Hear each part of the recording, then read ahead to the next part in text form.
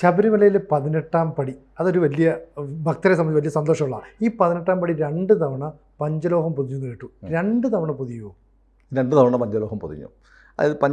അതായത് കൃഷ്ണശില കൊണ്ടാണ് ശരിക്കും 18 പവിത്രമായ പടികൾ നിർമ്മിച്ചിരിക്കുന്നത്. കൃഷ്ണശിലയാണ്. അപ്പോൾ അത് സംരക്ഷിക്കാൻ വേണ്ടിയിട്ട് ആയിരക്കണക്കിനല്ല ലക്ഷക്കണക്കിന് ആളുകളല്ലേ വരുന്നത് ഓരോ ദിവസവും. അപ്പോൾ ഇത് പടികൾക്ക് തേയ്മാനം ഉണ്ടാവാം. അത് പരിഹരിക്കാൻ വേണ്ടിയിട്ട് അതിനൊരു സംരക്ഷിത കവചം ഉണ്ടാക്കാൻ തീരുമാനിച്ചു. അങ്ങനെ 1985 നവംബർ 15-ന് അന്ന് എൻ ഭാസ്കരൻ നായരാണ് ദേവസ്വം ബോർഡ് പ്രസിഡന്റ്. പ്രസിഡന്റിൻ്റെ കാലത്ത് പഞ്ചലോഹം പൊതിഞ്ഞു. ഇത് ഞാനൊരു വലിയൊരു തട്ടിപ്പ് നടന്നിട്ടുണ്ട് എന്നുള്ള സംശയത്തിൻ്റെ പശ്ചാത്തലത്തിൽ പറയുകയാണ്. നിർബന്ധമായും പ്രേക്ഷകർ ഇത് കേൾക്കണം. അങ്ങനെ പഞ്ചലോഹം പൊതിഞ്ഞു. അപ്പോൾ നമ്മളറിയാമല്ലോ, പഞ്ചലോഹം ഇങ്ങനെ സ്വർണം പോലെ ഇരിക്കും. അത് പിന്നീട് 1985 നവംബർ 15-ന് പൊതിഞ്ഞ പഞ്ചലോഹം പൊതിഞ്ഞ 18 പടികൾ ഈ പഞ്ചലോഹത്തിന് തേയ്മാനം വന്നതുകൊണ്ടായിരിക്കാം അത് ഇളക്കി മാറ്റിയിട്ട് വീണ്ടും പഞ്ചലോഹം പൊതിഞ്ഞു. 2015 സെപ്റ്റംബർ 23 ബുധനാഴ്ച. അത് ബാംഗ്ലൂരിലെ വ്യവസായിയായ അശോക് കുമാറാണ് അതിൻ്റെ ചെലവ് മുഴുവൻ വഹിച്ചത്. 4 ടൺ ആണ് പഞ്ചലോഹം പൊതിഞ്ഞത്. അപ്പോൾ അതിനു മുമ്പും 4 ടൺ വേണ്ടി വരുമല്ലോ, അല്ലേ? അപ്പോൾ 4 ടൺ അല്ലെങ്കിൽ 4 ടണ്ണിനടുത്ത് പഞ്ചലോഹം വേണ്ടി വരും. അപ്പോൾ ഇപ്പോൾ ഇരിക്കുന്നത് 2015 10 വർഷം മുമ്പ് അശോക് കുമാർ വഴിപാടായി പൊതിഞ്ഞ പഞ്ചലോഹ പടികളാണ് അവിടെ ഇരിക്കുന്നത്. ശരി, അപ്പോൾ പഴയത് അഴിച്ചു മാറ്റിയല്ലോ. ആ പഴയത് അവിടെ കാണണമല്ലോ, ദേവസ്വം ബോർഡ്. വാജിവാഹനം എവിടെ എന്ന് ചോദിച്ചപ്പോൾ വാജിവാഹനം സ്ട്രോങ് റൂമിലുണ്ടായി. കൊടിമരം മാറ്റി സ്ഥാപിച്ചപ്പോൾ കൊടിമരത്തിൻ്റെ മുകളിലുണ്ടായത് വാജിവാഹനം അഴിച്ചു. കുതിരയുടെ രൂപം, ഭഗവാന്റെ വാഹനം അഴിച്ചു. അതെവിടെ എന്ന് ചോദിച്ചപ്പോഴാണ് തന്ത്രി പറഞ്ഞത് ഞാൻ വീട്ടിൽ കൊണ്ടുപോയെന്ന് പറഞ്ഞത്. വീട്ടിൽ കൊണ്ടുപോയത് നമ്മൾ അതിനെക്കുറിച്ച് വിശദമായൊരു വീഡിയോ ചെയ്തിട്ടുണ്ട്. ആ വാജിവാഹനത്തിന് കുറഞ്ഞത് 500 കോടി രൂപയെങ്കിലും മതിപ്പ് വില വരും എന്ന് പറഞ്ഞ് എന്ന് ആ വിദഗ്ധർ അഭിപ്രായപ്പെടുന്നതുമായി ബന്ധപ്പെട്ട ഒരു വീഡിയോ നമ്മൾ ചെയ്തു. അങ്ങനെ വീട്ടിൽ കൊണ്ടുപോകാൻ പാടില്ലെന്നും ഇത് എങ്ങനെയാണ് ഈ ഭഗവാന്റെ ചൈതന്യം മാറ്റിയതിന് ശേഷം ജഡസമാനമായിരിക്കുന്ന വാജിവാഹനം എങ്ങനെ കൈകാര്യം ചെയ്യണമെന്നും ഒക്കെ പറയുന്ന വിശദമായൊരു വീഡിയോ നമ്മൾ ചെയ്തിട്ടുണ്ട്. അത് ആര്, തന്ത്രിയല്ല, മേൽശാന്തിയല്ല, ദേവസ്വം ബോർഡ് പ്രസിഡൻ്റല്ല, ദേവസ്വം മന്ത്രിയല്ല, ആര് വീട്ടിൽ കൊണ്ടുപോയാലും അത് മോഷണമാണെന്നും നമ്മൾ പറഞ്ഞൊരു വീഡിയോ നമ്മൾ ചെയ്തിട്ടുണ്ട്. അത് കാണാത്ത പ്രേക്ഷകരൊന്ന് കാണണം. ഇപ്പോൾ ഏറ്റവും പ്രധാനപ്പെട്ട കാര്യം, ഈ 4 ടണ്ണെങ്കിലും വരുന്ന ഈ പഞ്ചലോഹ പടികൾ ഇപ്പോൾ എവിടെയുണ്ട്? ദേവസ്വത്തിൻ്റെ ഒരുപക്ഷെ നമുക്ക് കണ്ടെത്താൻ പറ്റും. ഇപ്പോൾ ജസ്റ്റിസ് കെ ടി ശങ്കരൻ ഇതിൻ്റെയൊക്കെ കണക്കെടുക്കുകയാണ്. വഴിപാടായി കിട്ടിയത് നമ്മൾ കേട്ടല്ലോ, വഴിപാടായി കിട്ടുന്ന സാധനമൊക്കെ ചാക്കിൽ കെട്ടി സൂക്ഷിക്കുകയാണ്. ഒരു ലിസ്റ്റും ഇല്ല, ഒരു കണക്കും ഇല്ല, അങ്ങനെ സൂക്ഷിക്കുകയാണ്. അപ്പോൾ ഇതവിടെ കൊണ്ടുപോയി. ശബരിമലയിലെ മുമ്പ് നമ്മൾ സംസാരിച്ച ദ്വാരപാലകരുടെ കാര്യം പറഞ്ഞല്ലോ. ദ്വാരപാലകരുടെ ഈ കാര്യം, ദ്വാരപാലക വിഗ്രഹങ്ങൾ ശബരിമലയിൽ നിന്ന് ഇയാൾ എന്ത് പോറ്റിയാണ്? ഉണ്ണികൃഷ്ണൻ പോറ്റി അഴിച്ചുകൊണ്ട് പോയപ്പോൾ ചെന്നൈയിലെത്താൻ 39 ദിവസം എടുത്തു. നടന്നാൽ അതിന് മുമ്പ് ചെല്ലുമായിരുന്നു. വാഹനത്തിൽ കൊണ്ടുപോയി. പക്ഷേ അത് പോയത് എങ്ങനെയാണെന്നറിയോ? ഇവിടുന്ന് നേരെ ബാംഗ്ലൂർ, ചെന്നൈക്കുള്ള റൂട്ടാണ്. ഇവിടുന്ന് നേരെ ബാംഗ്ലൂരിൽ നിന്ന് ഹൈദരാബാദ്, എന്നിട്ട് അവിടെ നിന്ന് ചെന്നൈ. അപ്പോൾ എന്തിനാണ് ഇവിടെ നിന്ന് ശബരിമലയിൽ നേരെ ബാംഗ്ലൂർ പോയത്, ശബരിമലയിൽ നേരെ ഹൈദരാബാദിൽ പോയത് ഒക്കെ എങ്ങനെയാണെന്നുള്ളൊരു ചോദ്യമുണ്ട്. എന്തിനാണെന്നുള്ള ചോദ്യമുണ്ട്. അതിനുള്ള ഉത്തരം കൃത്യമാണ്. കാരണം ഇത് 2 ലക്ഷ്യം ഉണ്ടായിരുന്നു. ഒന്ന്, ഈ ദ്വാരപാലക വിഗ്രഹങ്ങൾ ചില ആളുകളെ കാണിക്കണം, ചില ആളുകളുടെ വീടുകളിൽ കൊണ്ടുപോകണം, അവിടെ വെച്ച് പൂജിക്കണം, അതിൻ്റെ പേരിൽ ഇഷ്ടംപോലെ കാശ് മേടിക്കണം. പിന്നെ ഇത് കൊണ്ട് കാണിക്കുകയാണ്, ഇതാണ് ശബരിമലയിലെ ദ്വാരപാലക വിഗ്രഹം, ഇതിന് അമൂല്യമാണ്, ദൈവികമാണ്, ഇതിന് എത്ര വില തരും എന്ന് വിൽക്കാൻ വേണ്ടി കൂടിയാണ് കൊണ്ടുപോയത്. ഞാൻ ഉറപ്പിച്ച് പറയുകയാണ്. കാരണം ഇപ്പോൾ നമ്മൾ ആദ്യം കൊണ്ടുപോയിട്ട് രണ്ടാമത് കൊണ്ടുപോകുന്നതിന് വെയിറ്റ് കുറഞ്ഞില്ലേ? എങ്ങനെയാണ് വെയിറ്റ് കുറഞ്ഞറിയോ? സിനു ശബരിമല റിപ്പോർട്ട് ചെയ്തിട്ടുണ്ടല്ലോ, ദ്വാരപാലക വിഗ്രഹം ഈ പറഞ്ഞ പോലെ കൃഷ്ണശിലയിൽ ഉണ്ടാക്കിയിരിക്കുന്നതാണ്. അതിൻ്റെ മേതെ ഒരു പ്രത്യേക വസ്തു, മെഴുകു പോലെയുള്ള വസ്തു പതിച്ച് വെച്ചിട്ട് ഒരു മോൾഡ് ഉണ്ടാക്കാം. ഒരു അച്ച്, ആ അച്ച് ഉപയോഗിച്ചിട്ടാണ് ദ്വാരപാലക വിഗ്രഹത്തിൻ്റെ ചെമ്പിലുണ്ടാക്കുന്നത്.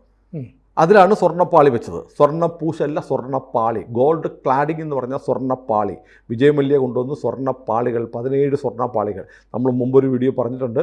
ഓരോ സ്വർണ്ണവും എടുത്ത് 200 ഗ്രാം വീതം എടുത്തിട്ട് ഒട്ടകത്തിൻ്റെ തോലിൽ വെച്ച് ചുറ്റിയ കൊണ്ട് 5000 തവണ വീതം അടിച്ചിട്ടാണ് സ്വർണ്ണപ്പാളികൾ ഉണ്ടാക്കിയത്. ഈ സ്വർണ്ണപ്പാളി ഉണ്ടാക്കി ഇപ്പോൾ വീണ്ടും ഞാൻ ഇതിലേക്ക് പറയാം, ആ ദ്വാരപാലക വിഗ്രഹത്തിൽ ഒരു മോൾഡുണ്ടാക്കുന്നു, മോൾഡിൽ നിന്ന് ദ്വാരപാലക വിഗ്രഹം ഉണ്ടാക്കുന്നു.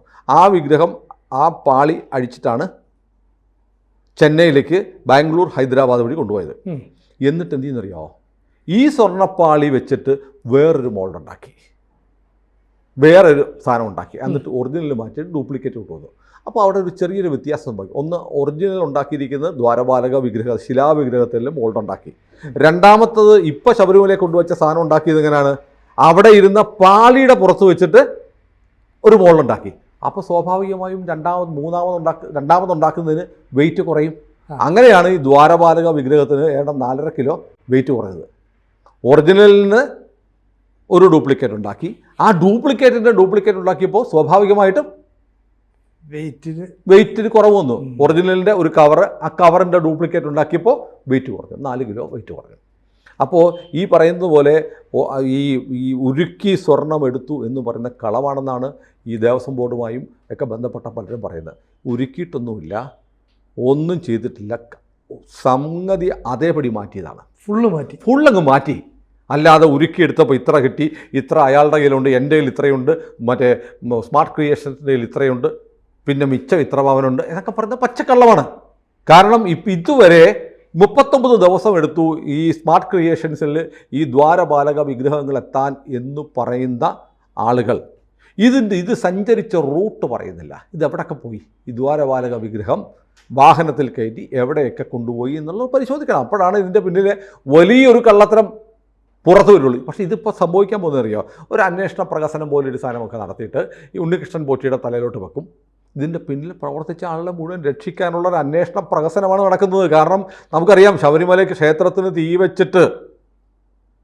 വെച്ചിട്ട് അതിൽ ആ അന്വേഷണ കമ്മീഷൻ റിപ്പോർട്ട് പുറത്തുവിടാം, നിയമസഭയിൽ വെക്കാം എന്ന് പറഞ്ഞ് ജനങ്ങളെ പറ്റിച്ച് അധികാരത്തിൽ വന്നിട്ട് ഇടത് വലത് മുന്നണികൾ ഇന്നുവരെ അത് പുറത്തുവിട്ടിട്ടില്ല. അപ്പോൾ ഇത് ആളുകൾക്കൊക്കെ അറിയാം, കാഞ്ഞിരപ്പള്ളിയിലെ കരിമ്പനാൽ കുടുംബത്തിൻ്റെ കഥയും ഒക്കെ അറിയാം.